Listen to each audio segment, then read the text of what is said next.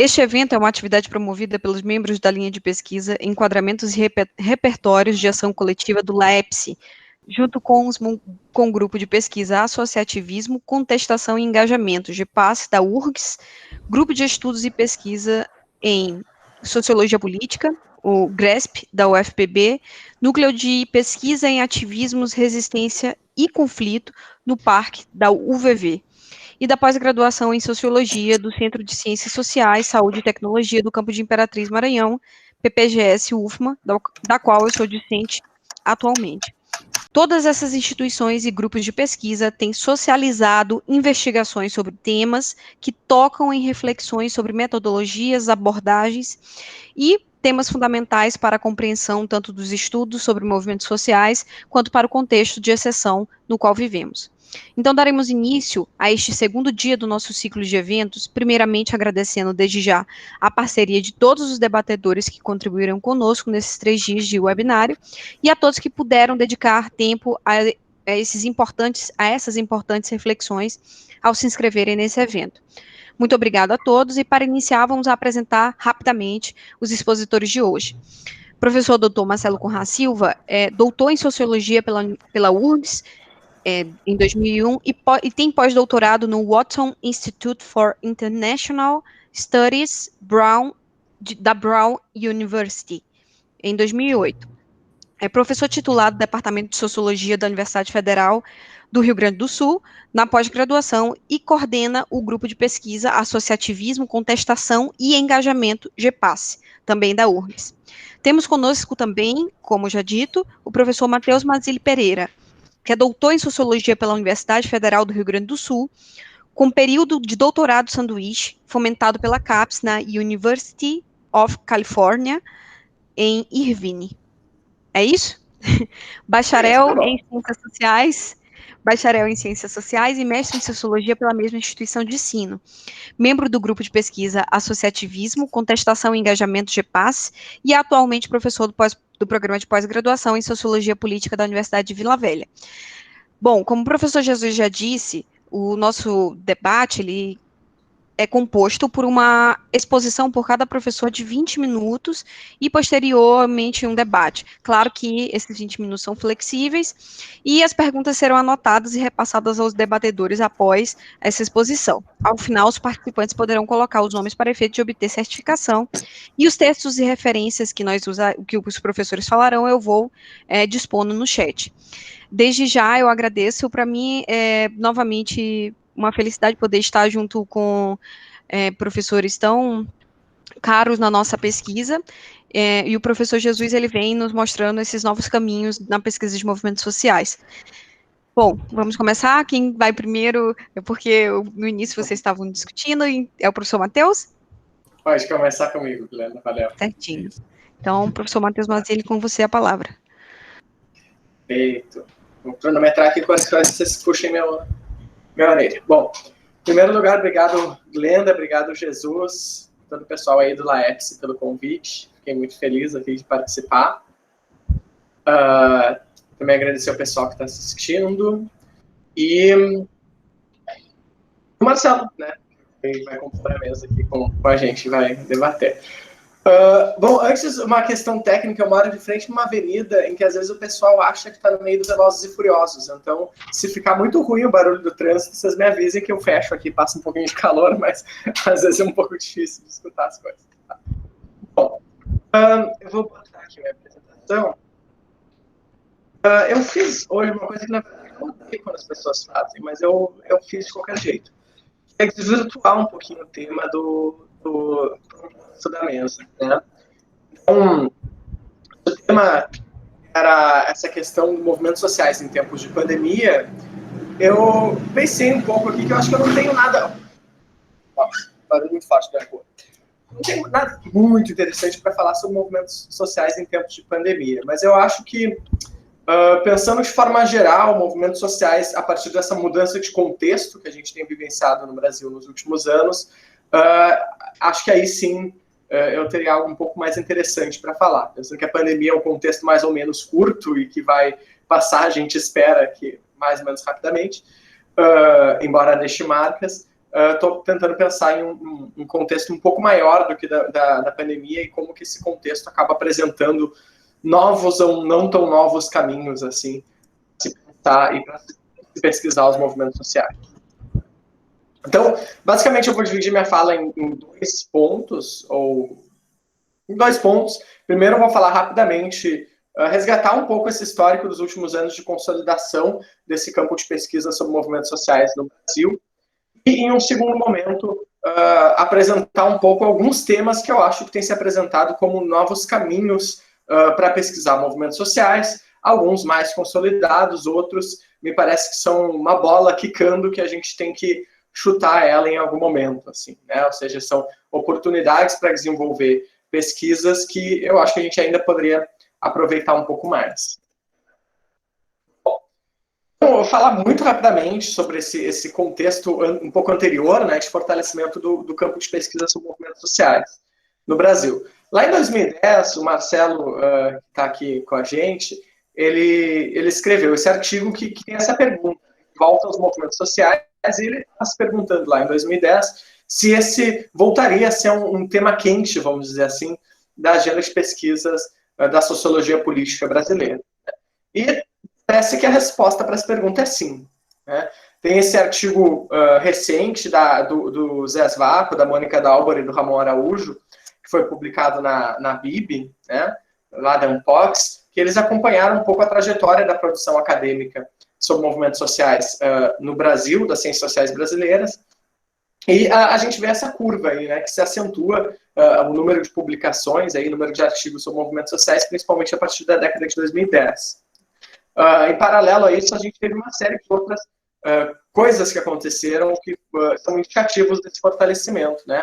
Diversos grupos de pesquisa, grupos de estudo que surgem, os grupos de trabalho nos eventos científicos, aí, por exemplo, o grupo de trabalho na Unbox, que o Marcelo capitaneou por um bom tempo, os vários dossiês temáticos que apareceram sobre esse tema, né, na Lua Nova, nas sociologias, agora saiu um coordenado pelo Breno, por mais alguém que eu não me lembro exatamente quem é, talvez vou cometer uma injustiça, mas a Glenda está super atenta, eu me lembro ontem trazendo isso, mas foi na educação, isso.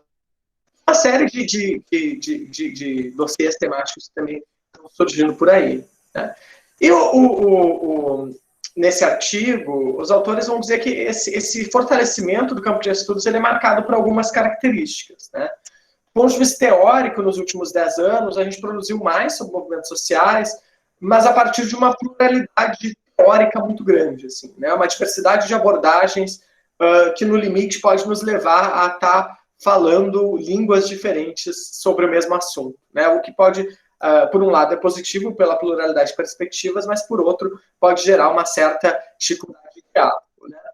Ao mesmo tempo que a gente tem essa pluralidade, a gente também tem uma incorporação aí do vocabulário da contentious politics, aí, repertórios, enquadramentos, performances, esses vários conceitos que foram muito presentes no debate estadunidense sobre movimentos sociais começam a entrar muito fortemente no Brasil.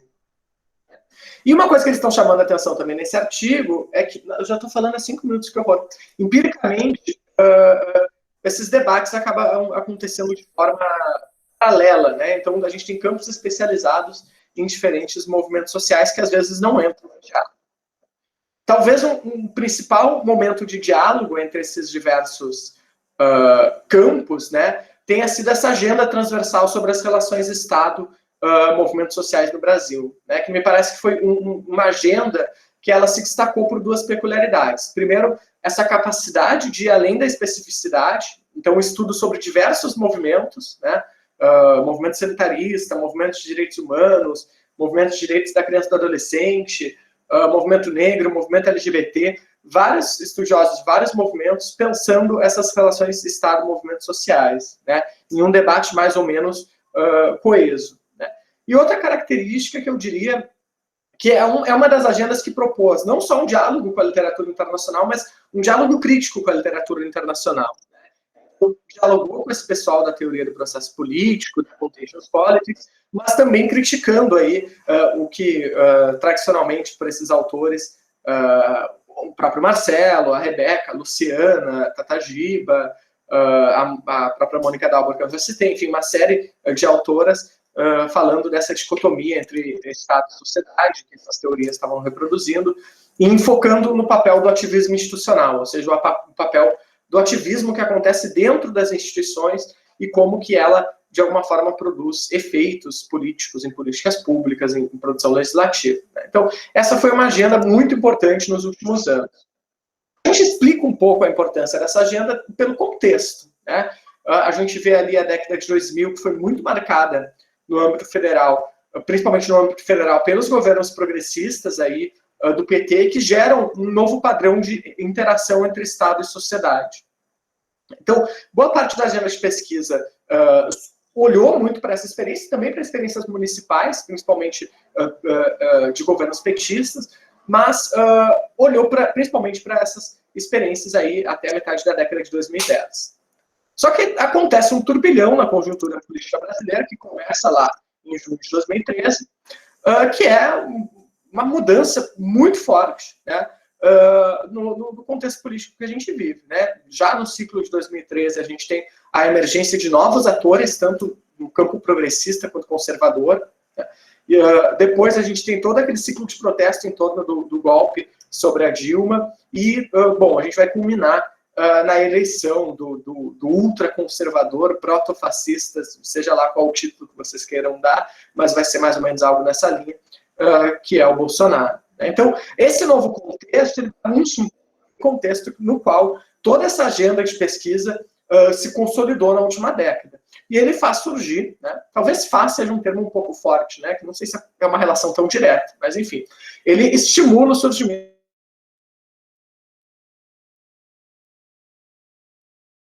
de alguns um pouco mais consolidados, outros em crescimento e outros eu diria que ainda em construção. Então eu vou passar rapidamente por esses temas, né, que eu acho que são temas que são interessantes da gente pensar. Primeiro eu vou falar desses temas que eu estou dizendo que são temas mais ou menos consolidados. Eu acho que um deles é esse tema que é a relação entre movimentos sociais e novas tecnologias da informação e da comunicação.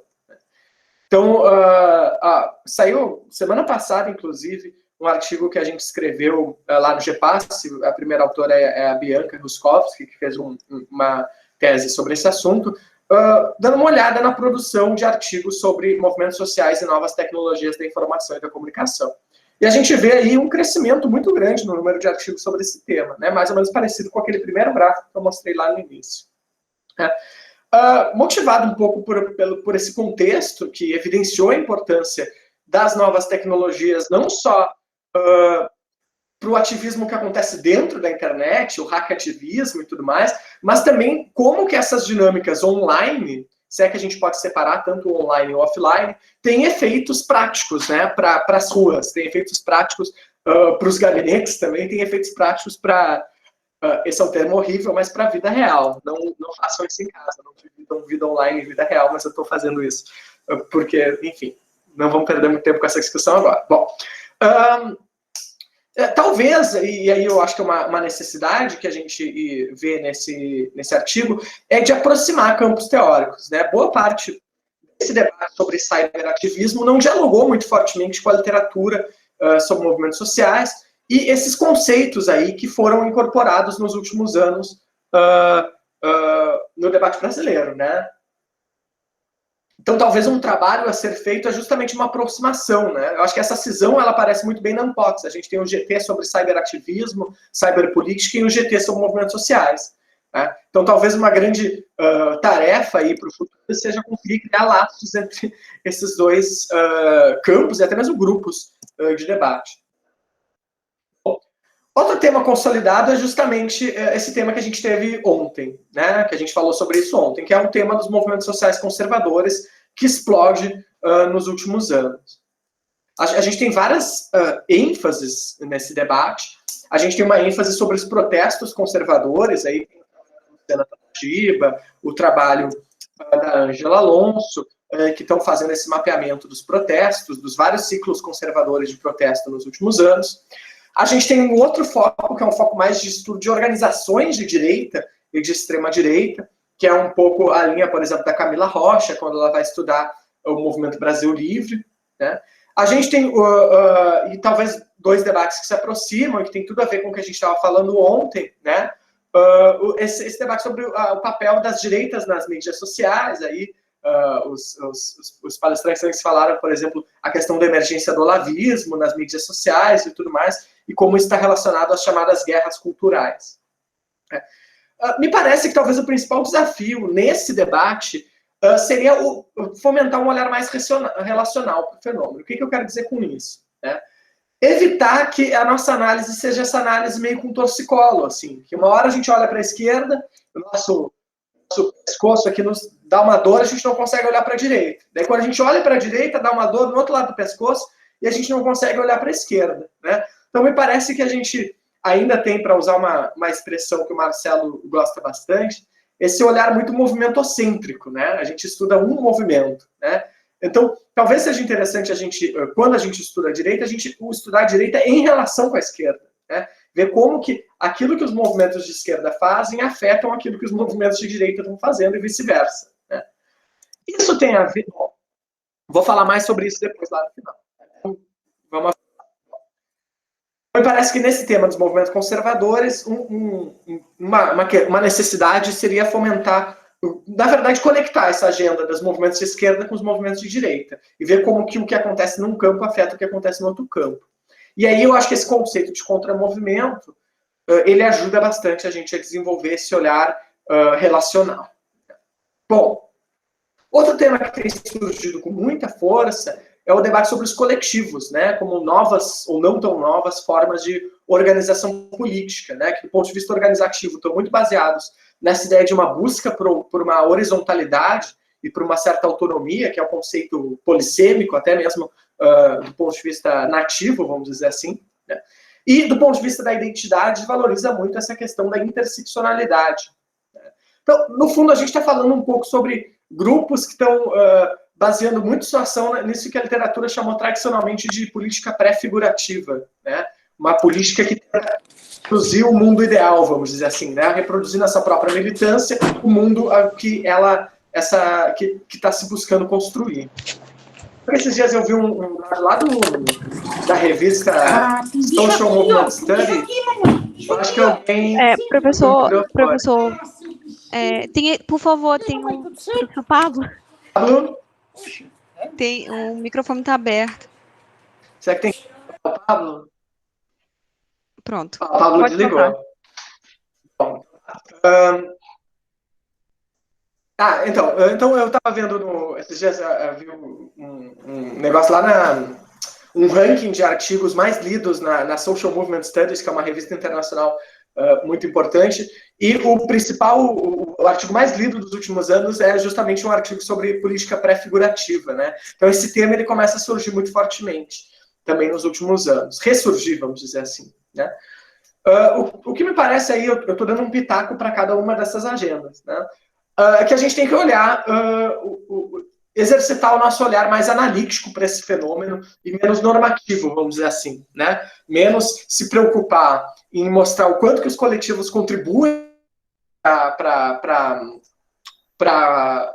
o nosso projeto político e mais como quais são as consequências, né, de uma organização mais horizontal, sejam elas consequências negativas ou positivas, ou até mesmo numa linha de autores como a Francesca Poletta, de investigar as próprias disputas internas entre os ativistas sobre o que é melhor, sobre o que é um formato horizontal ou vertical é melhor, né? E como que esses ativistas vão, enfim, levantar argumentos e posições que não são só cognitivas, mas também são posições emocionais e morais sobre diversas formas de organização.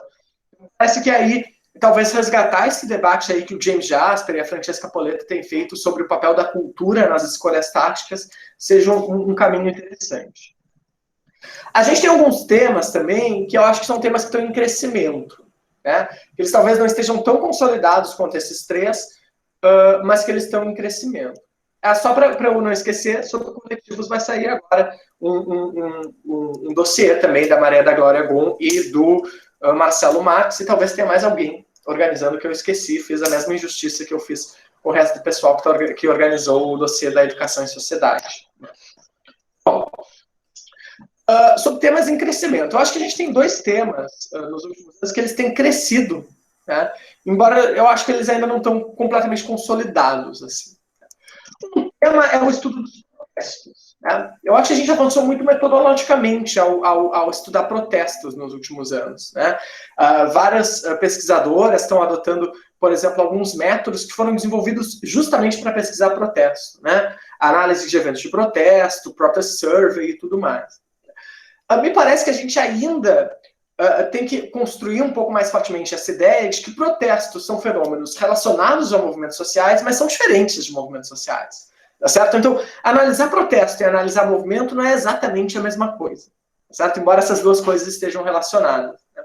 Existe todo um campo de literatura sobre protesto que ainda me parece subutilizado por nós, que a gente poderia desenvolver um pouco melhor esse olhar para o protesto enquanto um fenômeno que merece uma explicação própria, vamos dizer assim. E outro campo que tem crescido é o campo de estudos da repressão, que está muito relacionado ao campo de estudos sobre protesto. Né? A gente tem aí os trabalhos da Débora Maciel, os trabalhos do Eduardo Fernandes, que estão justamente tentando mapear transformações nas formas de repressão aos movimentos sociais e, particularmente, olhando para essas formas menos visíveis, vamos dizer assim, de repressão ou de controle social. Me parece que, além de mais produção sobre esse tema, que me parece um tema central para a gente pensar, eu até brinquei aqui com Jesus, né, a questão do dossiê dos antifascistas, me parece que se a gente está vivendo, e eu acho que sim, de fato, sob um governo autoritário, esse tema da repressão é central para a gente pensar as formas de repressão aos movimentos sociais, né, como que esses governos tentam controlar a ação coletiva. Né? E eu acho que um diálogo com o estudo sobre segurança pública, ou seja, com pesquisadores que têm estudado há anos, há décadas, polícia no Brasil e órgãos de investigação no Brasil, me parece central. Né? Acho que essa aproximação com a sociologia da violência é algo importante. E tem alguns temas para finalizar. Acho que eu vou fechar aí um pouquinho antes dos 25 minutos. Até que eu estou uma meta boa. Bom, alguns temas que eu acho que são temas em construção, que são bolas que estão quicando e que a gente tem que prestar atenção nisso. Né? A primeira coisa é o estudo do ativismo institucional. Nos últimos anos a gente estudou muito ativismo institucional. Só que a gente estudou um ativismo institucional muito específico. Né? Um ativismo institucional de movimentos progressistas, em um contexto de governos progressistas, né, e principalmente um ativismo institucional no Poder Executivo. Então, me parece que a gente não pode abandonar essa agenda. Né? Eu acho que a gente não pode ser tão levado pela conjuntura que a gente abandona aquilo que a gente... aqueles temas nos quais a gente já avançou nos últimos anos. Tá certo? Então, eu acho que essa agenda ela continua importante. Um exemplo, né? Como que os ativistas progressistas continuam atuando dentro da burocracia e, muitas vezes, impedindo retrocessos maiores. Né? Vamos pensar, se nossos biomas já estão sendo destruídos, imagina o quanto eles não seriam destruídos se não tivesse uma burocracia que está, a todo momento, mostrando, né, por meio de dados científicos, esse processo de destruição no meio ambiente, tá certo? Então, a gente tem processos de resistência interna. Né? A gente estava falando aí, Jesus e Marcelo principalmente, estava falando dessa necessidade de resistência nas universidades também, né? Aos novos, vamos dizer assim, os reitores biônicos, os interventores, como o pessoal está gostando de chamar. Né? Então, existe um processo de resistência institucional que me parece interessante da gente analisar. Né?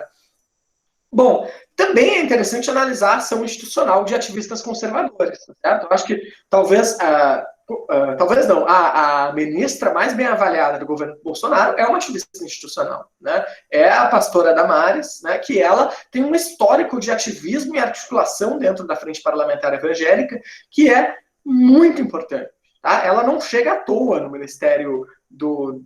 Qual que é o nome? Família, Mulher, já não sei mais qual que é o nome do ministério. Mas, enfim, no ministério que ela chefia, o antigo Ministério dos Direitos Humanos. Né? Ela chega por causa de uma trajetória de ativismo e por causa do reconhecimento dos pares em relação a essa trajetória de ativismo. Né? Então, estudar o ativismo dos conservadores, o ativismo institucional dos conservadores, também me parece algo importante, né? Ontem os palestrantes estavam falando do Olavo de Carvalho, né? Os olavistas entraram para o governo, agora estão saindo, mas eles entraram para o governo, né?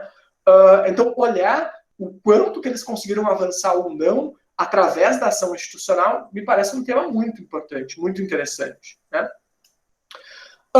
E um último tema que eu acho que tem a ver com... Eu já vou pular para o segundo tópico, né?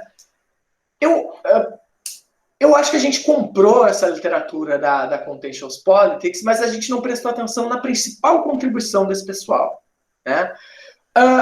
Para mim, essa minha leitura da Contentious Politics, a principal contribuição desse pessoal é dizer o seguinte: gente, a nossa unidade de análise não são os movimentos sociais.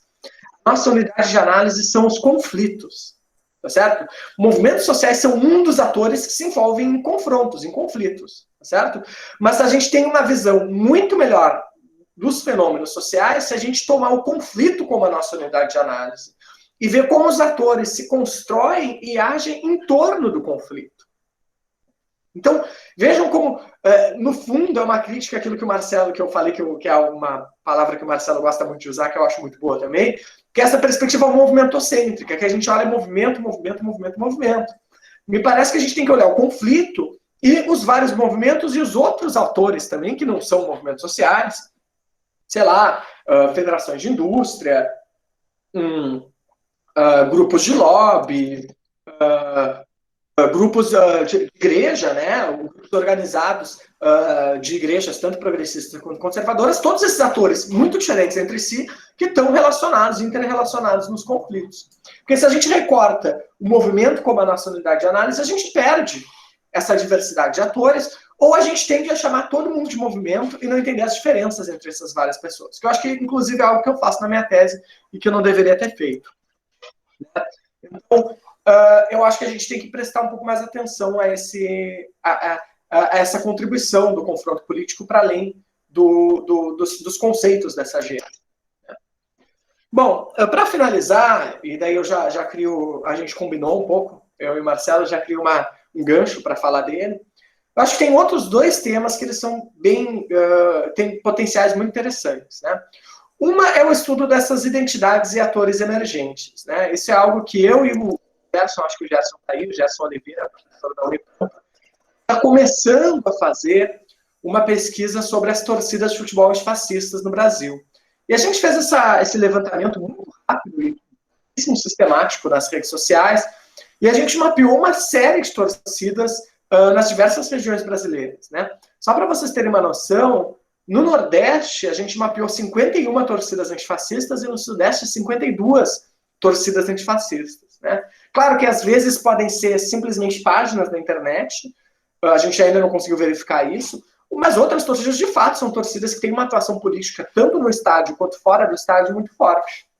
A gente viu essas torcidas protagonizando os protestos contra o Bolsonaro aí no início do ano e tudo mais. Então me parece que a emergência dessa identidade é algo que vale a pena a gente investigar. É uma identidade que ela é muito interessante, porque ela nos permite criar alianças que talvez em outros contextos não seriam possíveis, né? Esses dias eu estava no Instagram e tinha lá um evento que era o Galo, que é a liderança dos entregadores antifascistas, com algumas lideranças de torcidas antifascistas, né? Bom, em que outro momento entregadores de aplicativos e torcedores de futebol estariam unidos em um evento de militância, né? O que une esses atores é justamente essa identidade do antifascismo, né? Então me parece que essa é uma identidade muito agregadora, né? Uma coisa que a gente que a gente já viu nessa pesquisa exploratória que é muito interessante também é que essas torcidas antifascistas, elas, pelo menos as que a gente entrevistou lá no Rio Grande do Sul, elas trabalham com GTs internos. Então, tu tem a torcida antifascista e tu tem o GT sobre questão racial, tu tem o GT sobre questão de gênero, tu tem o GT sobre, enfim, vários temas, né? E, em certo momento, a gente perguntou, bom, por que não surgiu uma torcida para cada um desses segmentos, vamos dizer assim, né? Que talvez seria a tendência que a gente encontraria em várias outros processos de mobilização, essa segmentação, né? Eles falam, olha, é muito complicado a gente se dividir no estádio, porque o estádio é um ambiente violento, tá certo? Então, é muito difícil a gente construir uma torcida LGBT no estádio, porque isso provavelmente vai significar violência contra essa torcida. Então, juntos a gente consegue apresentar essa demanda do combate à homofobia no estádio, mas apresentar de uma forma que a gente consegue resistir a processos de repressão e violência internos, seja da polícia, mas internos à própria dinâmica do estádio. Né? Então, parece que é um processo que tem a ver com a peculiaridade da vida no estádio de futebol, mas que ele gera uma dinâmica de produção de identidades que é diferente do que ocorre em outros espaços. É melhor, é pior? Não sei, mas é diferente. E para mim, a principal diferença é essa capacidade de produzir conexões entre grupos que talvez eles não estariam conectados em outros processos. Enfim, essa é uma reflexão ainda exploratória que eu e o Gerson a gente está fazendo. E, enfim, não é nada com muita evidência empírica ainda. E, por fim, para levantar a bola, porque eu acho que o Marcelo vai falar, a menos que ele me dê uma rasteira aqui e tenha mudado o tema da fala dele, eu acho que tem outro tema que é interessante, que é essa mudança de escala e essa ação dos movimentos sociais muito próxima aos territórios, né? Aos territórios locais. Eu acho que as próprias torcidas, elas expressam isso. A gente entrevistou lideranças aí das torcidas do Grêmio, do Inter, tinha muito forte, né, na parte da torcida do Inter, uma ação junto a um quilombo que fica próximo ao estádio do Internacional, e da parte da torcida do Grêmio, uma ação junto à comunidade lá do Humaitá, que é um bairro periférico na cidade de Porto Alegre, e que essa torcida antifascista está tendo uma ação muito forte junto a esse território. Então, me parece que a ação dos movimentos sociais junto aos territórios, né, esse desejo de conversar mais fortemente com as bases, me parece algo muito interessante de se analisar.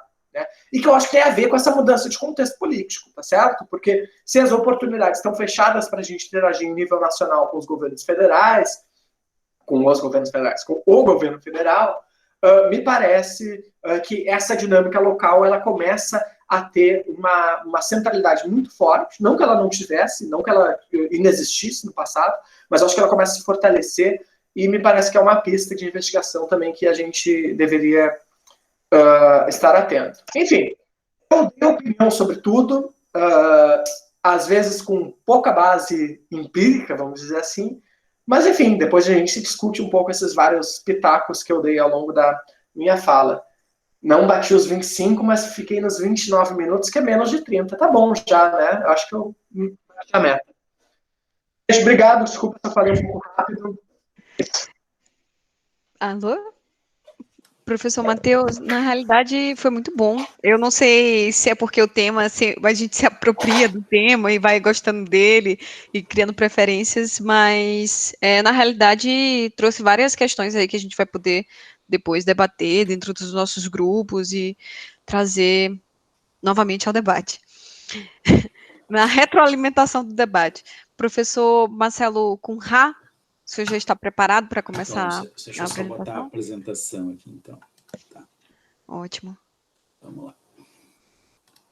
Opa. Vocês me avisem se entrar aí.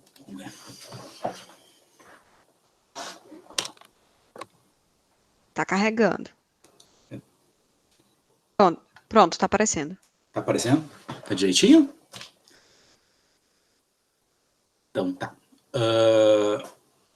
Bom, então, boa noite. Queria agradecer, né, muito o convite, né, para participar dessa discussão. Né.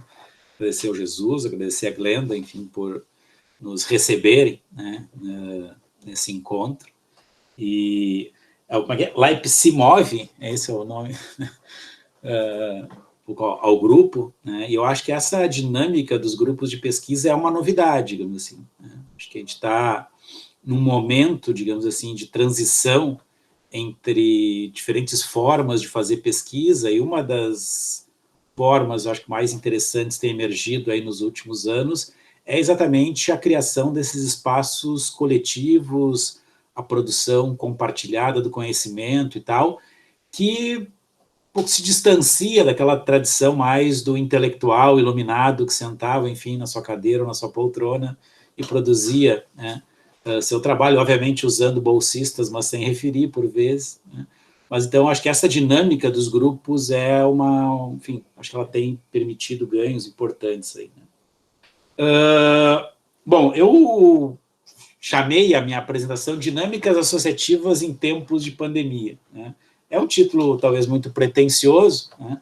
Porque, obviamente, eu vou estar falando a partir de um ponto de vista bem particular, que é a experiência, né, enfim, de acompanhar algumas práticas associativas no contexto da pandemia aqui na cidade de Porto Alegre, no Rio Grande do Sul, né? Ou seja, pensando na diversidade, na heterogeneidade da sociedade brasileira, obviamente que não é algo que tem possibilidade de generalização. Mas eu acho que dá para levantar, né, e aí em diálogo que o Matheus apresentou, né, eu acho que dá para levantar, né, vários elementos para a gente referir e, eventualmente, depois do debate, explorar as diversidades regionais e tal, para a gente refletir conjuntamente, né. E eu chamei um pouco de dinâmicas associativas, porque não é gratuito usar o termo, porque, seguindo algo que o Matheus já destacou, né, principalmente a partir de 2013, a gente teve um deslocamento forte, digamos assim, da literatura, né, que aborda, né, que trata de movimentos sociais para a questão dos conflitos, né, e particularmente para o protesto, né. Ou seja, o protesto ele emerge, né, principalmente com o ciclo de protesto de 2013, né, como um foco central, digamos assim, né, em certa medida chocante, porque havia, até o início dos anos 2010, toda uma ênfase em participação institucional, em conselhos, orçamento participativo, enfim, toda essa ideia do investimento na elaboração de políticas, na implementação de políticas e tal, e a avalanche de 2013, né, ela traz, digamos assim, de novo para o centro do palco a questão dos protestos, né. E aí me parece que das perdas, né, que a gente teve foi exatamente a discussão de processos organizativos, mais da dinâmica associativa, né, que, em grande medida, está na base, né, dos movimentos sociais, ou seja, conforma os movimentos sociais e conforma grande parte dos protestos, né. Não que a gente não tenha que chamar atenção, né, para que a questão das redes sociais, da internet, alterou, né, a dinâmica de produção e desenvolvimento, enfim, dos protestos, né. Ou seja, a facebookização dos eventos de protesto, ou seja, eventos de protesto tornarem eventos do Facebook, não é uma mudança simples, né? Não é uma mudança que não tem implicações na configuração dos protestos. Mas eu queria chamar um pouco a atenção para essa questão, né, dos processos associativos, que eu acho que ela é fundamental, né, para quem trabalha com movimentos sociais, né. E aí a gente refletir também algo que o Matheus já chamou a atenção, né, já algo que é marcante na literatura de movimentos sociais, algo que é marcante nas ciências sociais brasileiras, que é uma agenda de pesquisa sendo estabelecida pela conjuntura, tá? Obviamente que, em parte, isso é natural e esperado, só que, em parte, isso nos traz problemas, né, de acúmulo, de continuidade, enfim, né, que dificultam, né, por vezes, enfim, o desenvolvimento mesmo, né, de certos campos de pesquisa, de certos temas, enfim, porque eles entram e saem da moda, né. O próprio Matheus, quando falou daquele texto de volta aos movimentos sociais, no início dos anos 2010, por exemplo, a ideia é que movimentos sociais tinham se tornado algo residual da dinâmica social e política brasileira, né? A gente tem que lembrar que a gente volta a ter grupos que tratam de movimentos sociais na Ampox em 2014, obviamente em função da conjuntura de 2013, né? Então, aqui tu tem uma dinâmica, né, que a agenda de pesquisa ela vai sendo, né, estimulada e, por vezes, bloqueada em função da conjuntura, tá? Bom, então, passando para a minha apresentação, né, acho que a pandemia, ela, de fato, trouxe aqui enfim, ela tem implicações, né, que eu acho que elas são importantes e que vão ter efeitos aí duráveis que a gente vai ter que analisar, né. Eu acho que é um desafio analítico, né, para nós, assim, né, porque tu tem um processo de escala global, com impactos, enfim, dramáticos, digamos assim, nas sociedades, e na sociedade brasileira em particular, né, que envolve essa questão, digamos assim, de agentes humanos e não humanos intervindo na conformação da realidade, né. Então, acho que aqui tem um... Mas, de fato, eu chamei assim de um evento crítico numa conjuntura que já era crítica, né. Ou seja, não sei, acho que o marco, a gente pode discutir de quando vai colocar esse marco, se é 2013, se é 2016, se é 2018, né? Mas, de fato, me parece que a gente está vivendo, que a gente pode, que essa literatura que mobiliza esse conceito de conjuntura crítica chama a atenção, né? Que é um período, digamos assim, ou seja, tu tem uma inflexão numa certa trajetória anterior, né?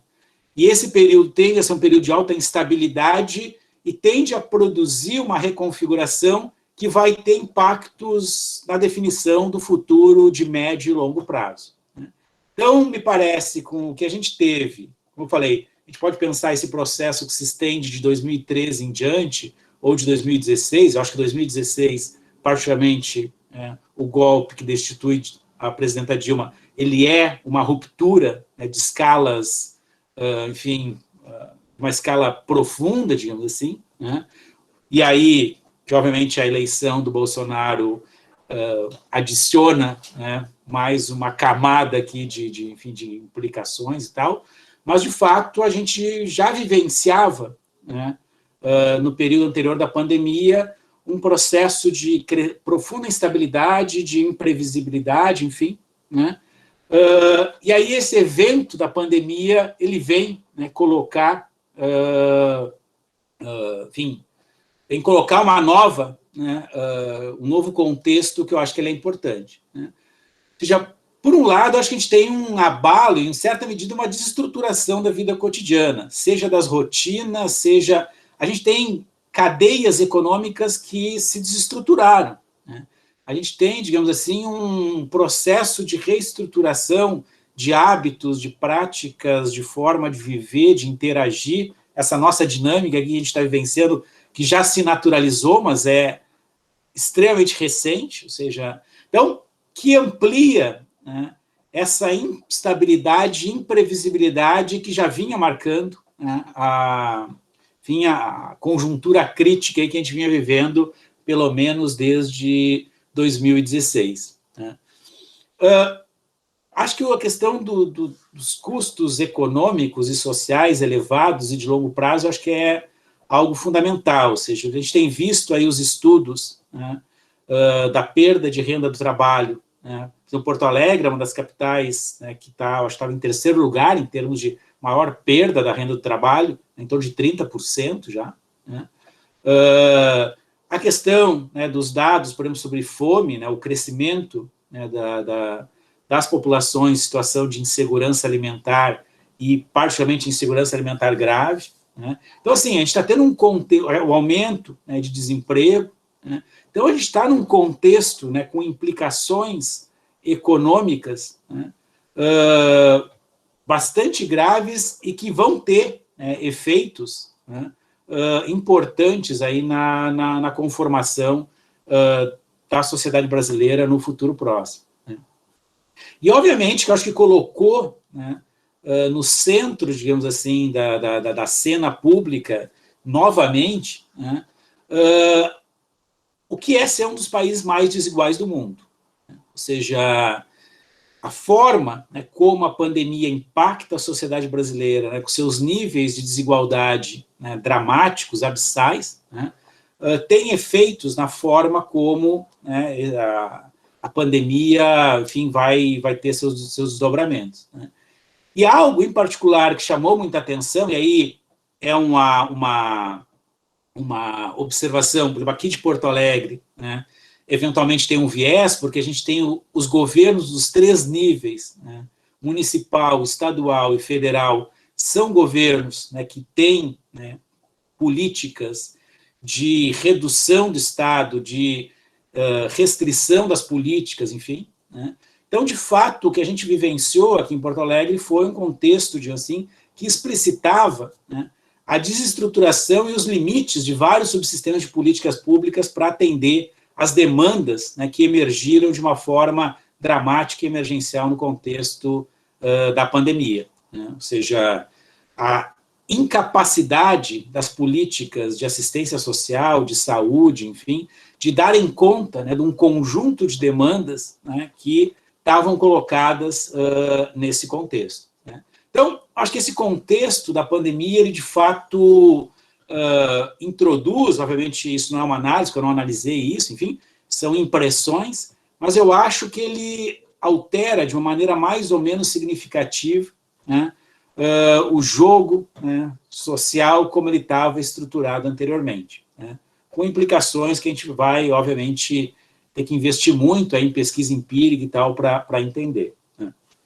E eu queria trazer aí, enfim, 3 tópicos para discutir, né, em relação à questão desse contexto da pandemia e os processos associativos, né. A partir de 3, eu coloquei como 3 perguntas, digamos assim, né, para a gente refletir, né.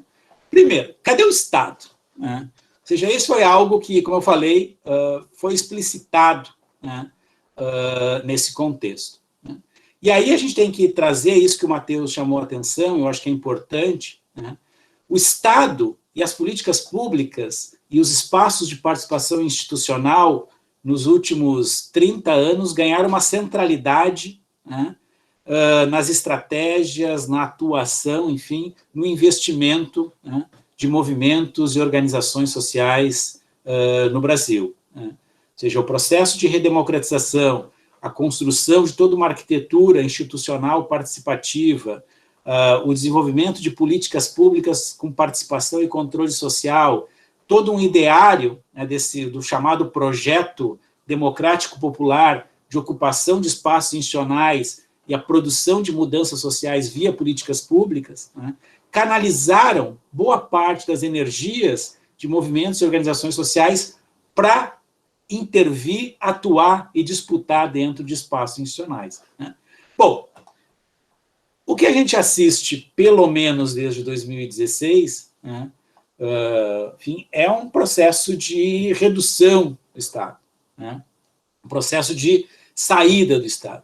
E o que a gente viu muito na pandemia, né, é um pouco esse deslocamento de alguns, né, atores, ou pelo menos de alguns discursos, né, da centralidade das políticas públicas para essa perspectiva do nós por nós, ou seja, a própria sociedade frente, né, à ausência de políticas que garantam direitos e que, enfim, mantenham a vida, né, a necessidade da própria sociedade assumir papéis e responsabilidades, né, na satisfação de demandas, necessidades, enfim, na garantia das condições mínimas de sobrevivência, né. Então, isso a gente viu muito, né, nas periferias, nas áreas populares, enfim, junto a populações precarizadas, moradores de rua, etc., né. Foi uma onda, né, de ações voltadas, né, a responder, a atender às necessidades dessas populações, né. E aí um deslocamento, né, forte da atuação, né, de uma parte importante do associativismo e do ativismo, né, dos espaços institucionais para a intervenção territorial, né.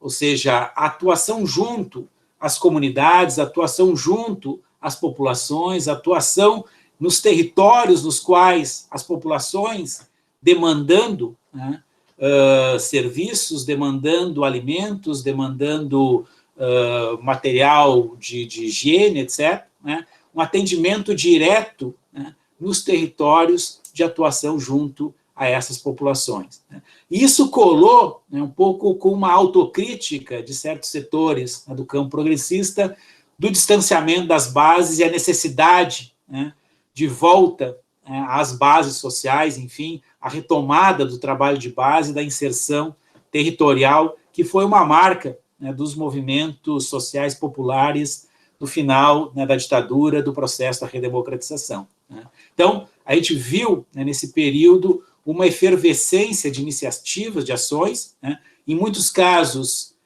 ancoradas por ativistas e associações que já estavam nesses territórios desde sempre, né? E aí eu acho que o risco da novidade, né, a gente tem que cuidar, né? Enfim, depois eu vou voltar a isso, né? Mas que é algo que foi uma marca importante desse período, né? Isso eu acho que ele traz uma discussão geral, que eu acho que o Matheus apontou, né, que é a discussão sobre as relações entre as organizações e o Estado, né, nesse novo regime pós-2016 e particularmente pós-2018. Né. Aí, pensando o regime naquela definição do Tille, né, como os padrões de relações entre os atores, né, politicamente relevantes, num certo contexto, ou seja, se houve aquela abertura institucional, né, desde os governos Fernando Henrique, depois o governo Lula, depois o governo Dilma, né, hoje tu tem, pelo menos em âmbito federal, um processo de fechamento de oportunidades institucionais, né. E aí, um deslocamento, né, da atuação desses atores, né, para outros espaços, né, seja para níveis subnacionais de governo, seja para níveis societais ou territórios, enfim, outros espaços sociais de atuação, né. Então, o significado dessa, e a dimensão, enfim, o alcance, né, dessa reestruturação é algo que a gente vai ter que analisar, ou seja, como isso vai incidir nas formas organizativas. A gente tem que pensar que muitas das organizações de movimentos sociais, ao longo de 30 anos, se reestruturaram organizativamente para atuar institucionalmente. Isso foi um enorme trabalho de reestruturação organizativa. Bom, quando se fecha ou se limita os espaços de atuação institucional, né, a gente vai ver todo um processo, digamos assim, né, de reestruturação organizativa que eu acho que é importante, enfim, analisar, né. E aí tem uma questão que eu acho que ela é importante também pensar, ou seja, há uma redefinição do lugar e do sentido das políticas públicas, do Estado e da própria democracia na agenda e na estratégia dos movimentos sociais, né? Ou seja, há um esgotamento daquele ideário do projeto democrático popular que via, né, na disputa, na intervenção institucional, o grande foco, né, da atuação do ponto de vista de produzir as mudanças sociais pelas quais os movimentos lutavam. Esse acho que é um debate interessante, assim, né, para a gente pensar, e que eu acho que tem a ver com toda uma questão de redefinição do horizonte utópico e das estratégias de atuação frente à grande derrota, né, que foi tanto o impeachment quanto depois a eleição do Bolsonaro. Ou seja, essa derrota de um certo ideário, né, que estruturou a atuação de forças progressistas, pelo menos desde a década de 80, né, eu acho que é um elemento importante para a gente analisar. Bom, a segunda questão, né, se uma é cadê o Estado, a outra é cadê os protestos, né? Ou seja, pouco nessa linha de que movimento protesta, né, e protesto é movimento, né, um pouco essa dinâmica, né, em que a pandemia colocou, né, essa questão da imposição do distanciamento social, né, da imposição, né, do fim da quarentena, etc., isso colocou limitações muito objetivas na possibilidade de construção de protesto, né. A própria questão ideológica, que quem protesta é bolsonarista, né, ou seja, num certo momento, ir para a rua era algo que já era identificado, não, isso é ser cloroquiner, isso é ser negacionista, isso é ser bolsonarista, né, que, em certa medida, a dinâmica das torcidas e depois, né, das manifestações antifascistas meio rompeu com isso, né. Isso gerou um certo curto-circuito, assim, uma parte do campo progressista que viu, né, o protestar como algo que tinha uma dimensão do negacionismo, da pandemia, etc., né. Mas isso, de fato, gerou uma dinâmica, ou seja, de um certo deslocamento, né, como eu falei, obviamente houve, né, manifestações nesse período, etc., mas um deslocamento, né, em grande medida, de uma atuação das ruas para as redes, né. Se a gente pegar 2019, né, ocorreram em 2019 manifestações de um vulto muito significativo, né. Greves gerais, né, em 2019, o chamado tsunami da educação, né, aquelas manifestações em maio de 2019 contra os cortes que conseguiram fazer o governo recuar, né, e ao meu ver, foi algo que teve o primeiro impacto forte do ponto de vista, né, de fragilização, enfim, do apoio ao governo Bolsonaro, etc. A gente tem que pensar na Parada Livre, por exemplo, São Paulo, que botou 3 milhões nas ruas em 2019, ou seja, quem bota 3 milhões nas ruas, né? Se a gente for comparar com a Marcha para Jesus, né, botou 1,5 milhão, né? Ou seja, então, de fato, 2019 a gente tinha, né, um processo de produção de manifestações, de protestos públicos e tal, que em grande medida foi freado, né, a partir de março de 2020, né, com a dinâmica da pandemia, né. E, de fato, as redes ganharam uma centralidade importante do ponto de vista da expressão e tal. E, obviamente, toda uma discussão sobre eficácia, impacto, enfim, desse tipo de atuação, né.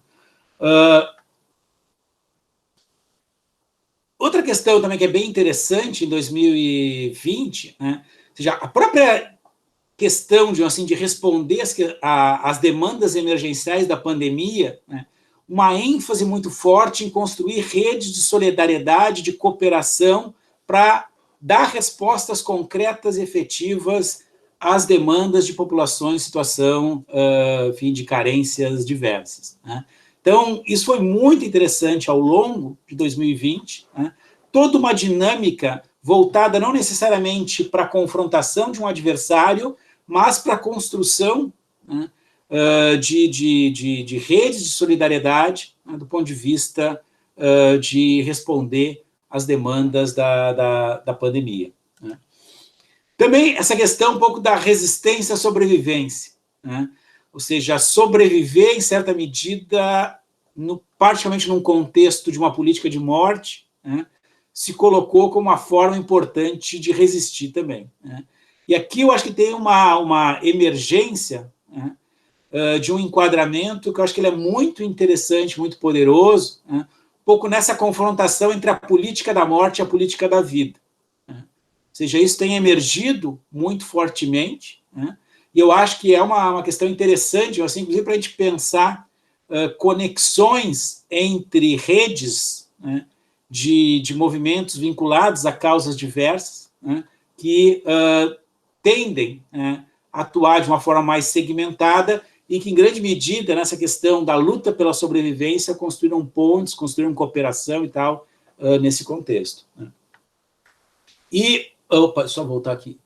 E as campanhas de solidariedade, assim, só que uma coisa que ficou visível, ou seja, frente às dimensões, né, abissais das carências, das desigualdades, das violências da sociedade brasileira, né, as campanhas de solidariedade, né, foram encontrando seus limites ao longo do tempo, né. Ou seja, a capacidade de sustentação, né, de campanhas que respondam de forma efetiva às demandas sociais, né, que tem uma dimensão gigantesca, né, foram sendo percebidas rapidamente. Isso coloca um dilema, né, ou seja, a necessidade das políticas públicas, a necessidade do Estado, a necessidade, enfim, de tu ter outras formas de intervenção que sejam efetivamente capazes, né, de responder a essas demandas. A questão do auxílio emergencial, né, de fato, produziu um efeito importante do ponto de vista de garantia, né, de condições de sobrevivência, né, e não é à toa que se tornou o grande objeto da disputa política atual, né, e um foco central, digamos assim, das preocupações do governo federal, né. Bom, e aí a terceira questão que eu queria trazer, aí mais provocativa, né, é cadê Deus? Ou seja, para não falar cadê Jesus, porque Jesus está aqui conosco, né, mas essa questão da gente pensar um tema que tem a ver também com o que o Matheus falou, né,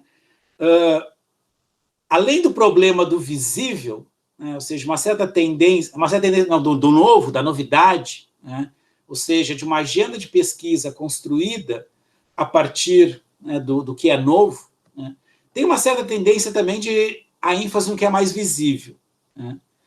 Isso, para mim, tem sido um problema em várias dimensões, assim, né.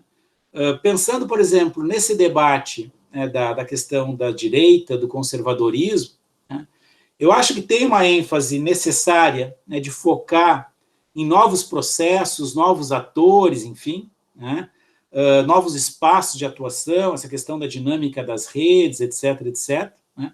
Agora, quando a gente olha, por exemplo, para a configuração do governo Bolsonaro, né, a sua espinha dorsal, em grande medida, está estruturada pelo que há de mais tradicional do ponto de vista do que a gente poderia chamar de uma direita ou de um conservadorismo brasileiro, né? Ou seja, a centralidade do exército, a questão do empresariado rural ou urbano, a questão do conservadorismo religioso, a questão da maçonaria, ou seja, a gente tem atores, né, centrais, que eles são seculares na história política brasileira, né, e eu não vejo, né, dirigido à análise desses atores a mesma preocupação que a gente tem focado para os novos atores ou para a chamada nova direita, né. E me parece, se a gente olhar as disputas entre o campo da direita, né, boa parte dessas disputas estão sendo vencidas pelos velhos atores, né. Quem está ficando no governo Bolsonaro, né, são os velhos atores. Por quê? Porque eles têm enraizamento, eles têm organicidade, eles têm recursos, eles têm autoridade, né, têm capacidade, digamos assim, de defesa das suas posições, dos seus interesses. Então, aqui eu acho que tem um debate muito interessante para a gente analisar, né. E eu estou particularmente preocupado, né, nesse momento, né, como objeto de análise, mas também uma preocupação política com o associativismo religioso, né. Ou seja, porque enfim, a gente está construindo um texto, eu, a Luciana Tatagiba e a Rebeca Abers, né, sobre essa questão, né, do religião e política, religiosidade e ativismo, enfim, né, e, de fato, me parece que há um certo preconceito acadêmico, né, para não falar do preconceito político, ideológico, enfim, em relação a esse tema, que impede que ele ganhe, né, centralidade, né, nas nossas agendas de análise, né. Agora, com isso, a gente tem deixado de lado, pelo menos desde os anos 80, né, porque no início dos anos 80, em grande medida, o associativismo religioso teve centralidade na análise, porque praticamente todos os movimentos sociais populares, né, nasceram, né, vinculados, né, em grande medida construídos por um ativismo de base religiosa, né. Então, me parece que desde os anos 80 a gente acabou deixando isso de lado, né, a partir de mudanças teóricas e também mudanças políticas, enfim, e a gente perde, né, como objeto de análise aquele que é o principal associativismo no Brasil, né. Ou seja, do ponto de vista do volume de engajamento social, né, é a principal forma. Ou seja, as pesquisas sobre associativismo mostram que a principal forma, né, de vinculação associativa no Brasil é a vinculação a organizações, associações, instituições religiosas, né. Então, se a gente não analisa isso, né, a gente perde a capacidade de entender muito, né, da dinâmica social e política, enfim, do mundo associativo e também dos movimentos sociais, né. E aí eu acho que tem essa questão, né, tanto desse lado desse associativismo religioso conservador, né, que, de um lado, ocupa as ruas com suas manifestações, suas marchas para Jesus e suas várias, enfim, intervenções, mas também ativamente ocupa o Estado. Aquilo que o Matheus chamava atenção, né, para o ativismo institucional desse campo, né, político conservador, ele é fundamental, né? Ou seja, a gente vai ver isso no MBL, né, ocupando cargos, seja por eleição, seja cargos de confiança, em vários níveis de governo, né? A gente vai ver isso, né, com essas lideranças e ativistas, né, políticos, religiosos, conservadores, etc., né? Então, aqui eu acho que tem uma discussão muito interessante e eu queria reforçar isso que o Matheus chamou a atenção, né? Ou seja, em certa medida, com a saída, né, do ativismo progressista do Estado, que, na verdade, em grande medida opera através de funcionários de carreira, de servidores, enfim, né, mas a saída daqueles militantes que tinham entrado por cargos de confiança e tal, não elimina o ativismo institucional como prática e como objeto de análise, né? Aqui eu acho que a literatura brasileira desenvolveu muito, né? Eu acho que os trabalhos da Rebeca, nesse sentido, são bastante importantes, né? E eu acho que valeria a pena a gente pensar, né, quais são as especificidades quando a gente fala desse ativismo institucional de atores conservadores, enfim, de direita e tal. Tem especificidades? Não tem? Como é que se opera, né, essa dinâmica? Né? Agora, ao mesmo tempo, acho que é muito interessante, talvez menos visível nesse momento, né, reações do que a gente pode chamar de um ativismo religioso ou de um associativismo religioso progressista. Né? Ou seja, a mudança, né, com o papado do Francisco, né, na Igreja Católica, a mudança política, né, ela abre novas oportunidades institucionais, né, para um ativismo católico progressista, né, que enfrentou algumas décadas, digamos assim, de resistência e de obstáculos do ponto de vista institucional da Igreja Católica, né? Mas também no campo evangélico a gente tem vários atores, digamos assim, né, que emergem e disputam internamente e externamente, né, a questão da religiosidade, enfim, né, e a questão, enfim, dos posicionamentos ideológicos. Estava acompanhando, estou um dos grupos que eu entrei em contato muito recentemente, numa manifestação estudantil aqui em Porto Alegre, né, era um grupo que se chama Cristãos contra o Fascismo, né, que é um grupo que reúne, né, cristãos de várias denominações, né, e que faz um ativismo, né, enfim, de redes sociais, um ativismo de rua, mas também está construindo candidaturas em vários lugares do Brasil para disputar eleições no Legislativo e no Executivo. Né? Enfim, então aqui eu acho que tem uma reestruturação política muito importante, né? E que eu acho que, tanto do ponto de vista analítico quanto do ponto de vista político, é fundamental, né, uma abertura, né, para entender, analisar e acompanhar esses processos. Né? E aí eu queria finalizar com essa ideia. Eu acho que essa discussão, né, da relação, né, e das relações entre religião e política, né, eu acho que ela está muito entremeada, digamos assim, pelo debate ideológico, né, dos últimos anos aí, né, da sociedade brasileira, e pela instrumentalização religiosa, né, enfim, particularmente do cristianismo, né, que eu acho que tem impedido, né, tanto do ponto de vista das ciências sociais, né, uma compreensão mais qualificada dessas relações, né? E aí eu acho que, por exemplo, uma perspectiva decolonial seria muito interessante, ou seja, acho que tem muito um viés eurocêntrico, digamos assim, né, de importação de uma visão laica da política, que eu acho que, enfim, a nossa realidade sempre é vista como falta, como atraso, né? Eu acho que dar o estatuto analítico para essa relação entre religião e política, tal como existe, é fundamental. Né? Então, acho que aqui tem um tema que ele é bem importante para a gente avançar, né, enquanto agenda aí nas pesquisas. Bom, seria isso, né? E aí a gente fica aí para disposição para o debate.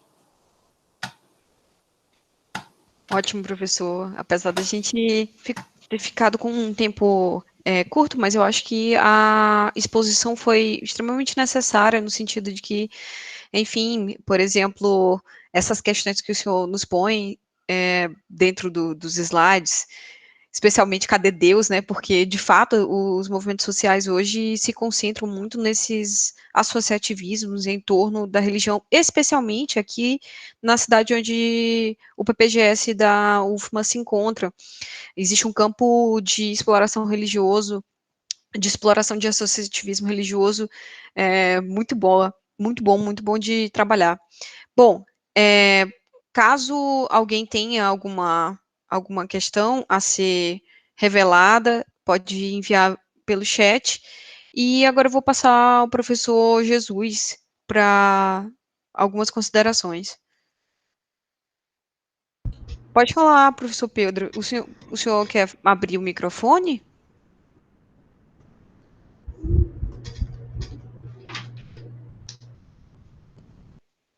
Oi? Ou o senhor quer escrever aqui no chat?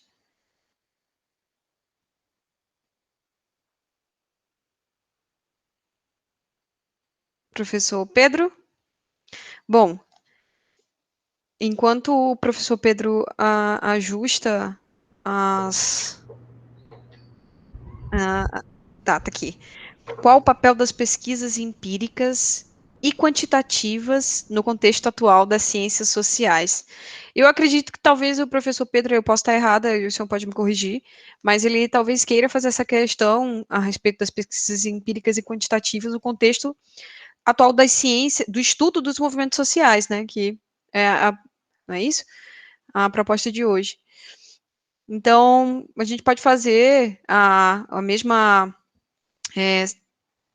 seleção de antes, o professor Matheus começa e o professor Conrad, né, continua, certo? Vocês não queriam, talvez, juntar mais questões para a gente fazer uma rodada? Não sei se o Jesus queria também perguntar ou respondo, a gente vai comentando uma por uma. Não, a minha era mais um comentário.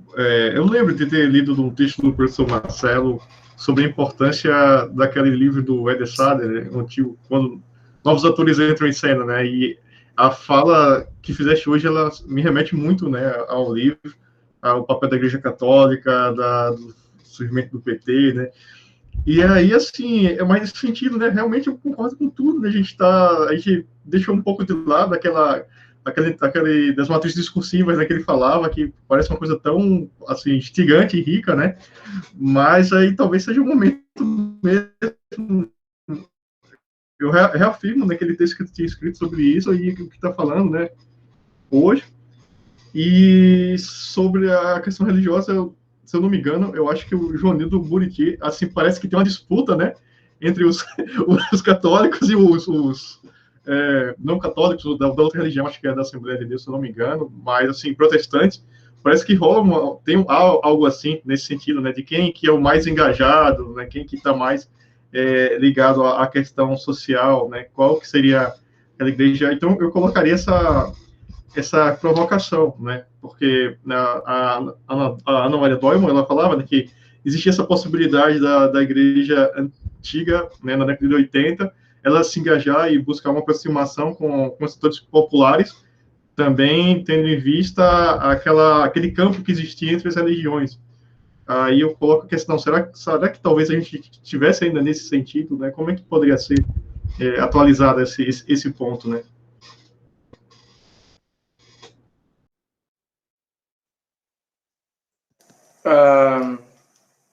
Bom, será que vamos juntar as duas? Começa, Glenda? Vamos lá? Sim, sim. Eu acho que seria bem interessante tratar sobre o papel das pesquisas empíricas e quantitativas nos movimentos sociais, depois passar a pergunta do professor Jesus. E eu achei muito interessante, entre as duas exposições, que o tema dos protestos, né, ele surgiu e, de fato, a gente tem observado no Brasil, nas últimas 2 décadas, inúmeros... como se fossem fogos, de repente, protestos que acontecem, movimentos que nós acreditamos como, por exemplo, vem para a rua, que a professora ontem, Ana Letícia, trouxe, e de repente eles somem, eles não são mais exatamente, eles não continuam ao longo do tempo. Então, eu também queria compreender um pouco mais dessa literatura dos protestos e saber como é que a gente pode observar isso, observando os movimentos sociais, estudando os movimentos sociais. Beleza. Tá. Vou falar bem rapidinho sobre cada uma das questões, né? Pedro, bom, eu acho primeiro que eu sempre acredito na pesquisa empírica, assim, eu não acredito muito nas ciências sociais sem pesquisa empírica. Eu acho que é para isso que a gente existe, assim, para fazer pesquisa. Eu acho, claro, que a pesquisa teórica ela pode ser muito relevante, ela é importante, mas eu acho que a gente faz a roda da ciência girar através da pesquisa empírica. Então, eu acho que ela é fundamental. A gente conhece os fenômenos sociais que a gente está investigando através da pesquisa empírica. Eu acho que a pesquisa quantitativa é nosso calcanhar de Aquiles, pelo menos na sociologia, tradicionalmente, assim, né? Eu acho que os cientistas políticos, as cientistas políticas trabalham melhor com a pesquisa quantitativa em geral. Eu acho que a gente tem tido avanços, vamos dizer, nesse sentido. Eu acho que a própria entrada da análise de eventos de protesto é uma tentativa de começar a trabalhar um pouco mais com pesquisa quantitativa nesse campo de estudos de movimentos sociais, embora as análises em gerais estejam baseadas em análises descritivas, né, estatísticas descritivas ainda. A gente não usa na ciência, na sociologia, em grande medida, análises estatísticas um pouco mais sofisticadas. A gente pode ficar debatendo aí o quanto que elas são capazes de captar os fenômenos. Enfim, esse é outro debate, mas de fato a gente não usa muito isso, e eu acho que a gente poderia ter acho que seria importante uma diversidade metodológica, né? Até mesmo qualitativa. Eu acho que às vezes a gente está muito preso em entrevista como método qualitativo. Existem diversas outras técnicas possíveis que a gente explora muito pouco, né? Entrevista e observação talvez seria a grande base de estudo qualitativo que a gente tem. Eu acho que a gente tem, dentro até mesmo no mundo qualitativo, uma possibilidade de exploração metodológica muito, muito ampla. Sobre o tema eu vou colar nesse tema da religião. Eu vou ampliar um pouquinho, talvez. Primeiro que eu vou falar com o Marcelo, que esse é um tema quente, assim, a gente tende a ver ele de forma pejorativa, a gente tende a ver a religião como algo que cega os olhos dos conservadores e faz com que eles sejam absolutamente ignorantes e incapazes de ver as desigualdades que existem na sociedade. E a gente esquece que a religião é muito importante para os movimentos progressistas também, tá certo? E historicamente muito importante para os movimentos progressistas. E eu acho que um debate mais amplo que isso, que é o debate do papel das emoções para a mobilização, né? Que é um pouco o que o Marcelo falou. A gente comprou esse viés racionalista de que a política ela é feita de forma racional, ou a boa política ela é feita de forma racional, né? Até lembrei do debate que teve uns tempos atrás nas redes sociais do curso acho que é a Gabriela Prioli, que é jornalista, Política Sem Estômago, né? Que para mim me parece ser a pior ideia de todas, assim, né? Eu acho que o dia que a gente se propor a fazer política sem estômago, a gente obviamente vai perder.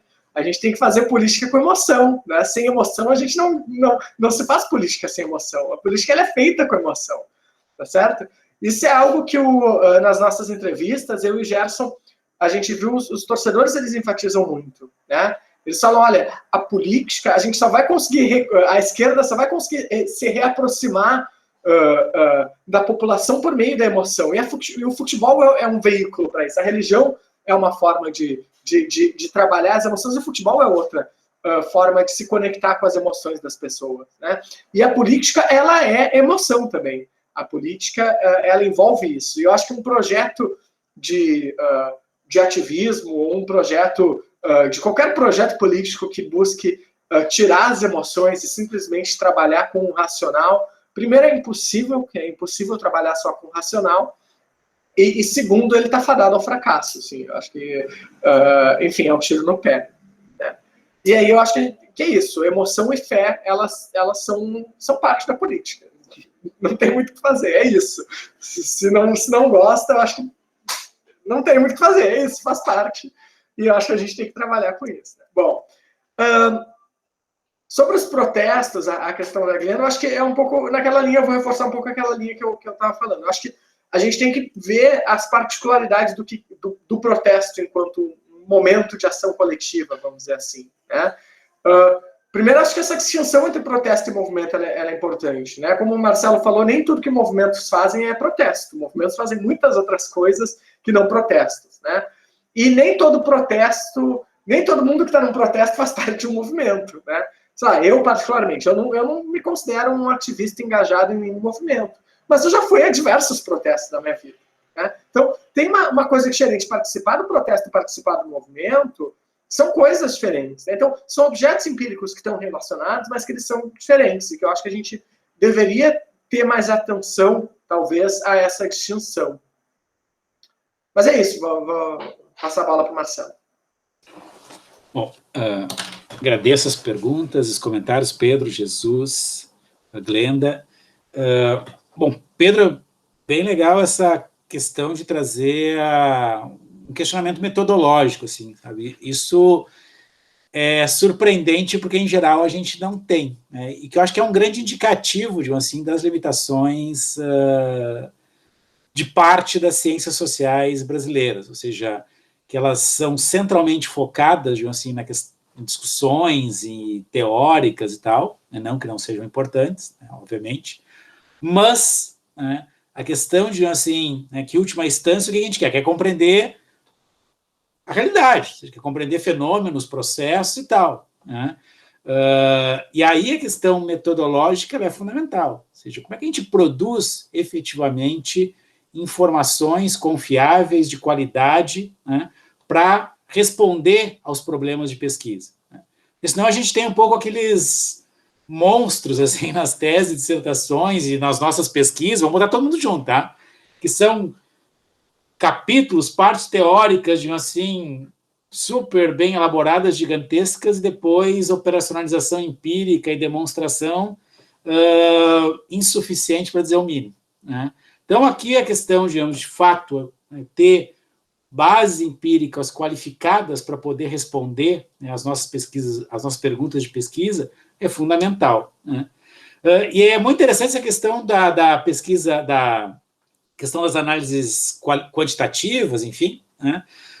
Por quê? Por exemplo, uma das coisas que, se a gente pegar a literatura internacional, né, a questão da internet e da acessibilidade, né, do chamado Big Data, né, trouxe para a literatura de movimentos sociais uma avalanche de trabalhos quantitativos centrados em análise de Big Data, análise de redes sociais, várias metodologias, digamos assim, inclusive georreferenciamento, etc., etc., né?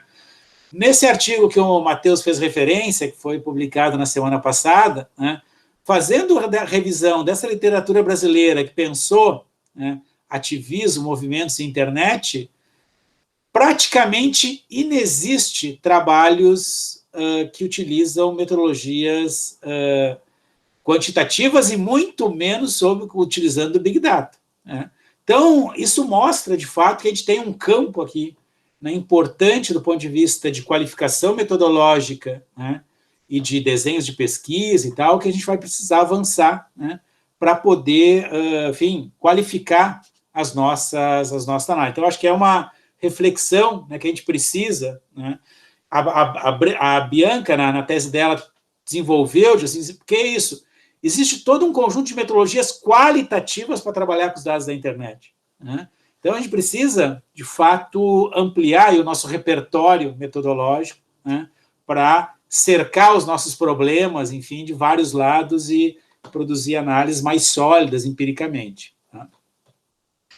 Sobre a questão que o Jesus colocou, né, eu acho que uma ótima lembrança de assim, o trabalho do Eder Sader, que, de fato, acho que é a grande obra, digamos assim, da sociologia dos movimentos sociais dos anos 80. Né? Ou seja, tanto do ponto de vista teórico, quanto do ponto de vista empírico, da análise, para mim é a grande referência, digamos assim, né?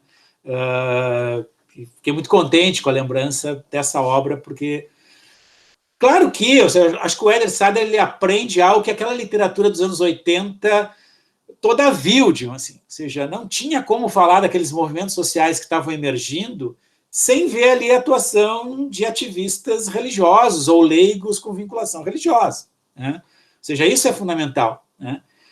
Agora, obviamente que não significa que a gente vai analisar o que está acontecendo hoje com a mesma lente, assim, do Eder Sader dos anos 80. Mudou, não é mais a teologia da libertação, ou seja, tem mudanças, né? Ali a gente estava falando de uma população que tinha migrado de áreas rurais para áreas urbanas, tem vários elementos ali que são específicos contextualmente.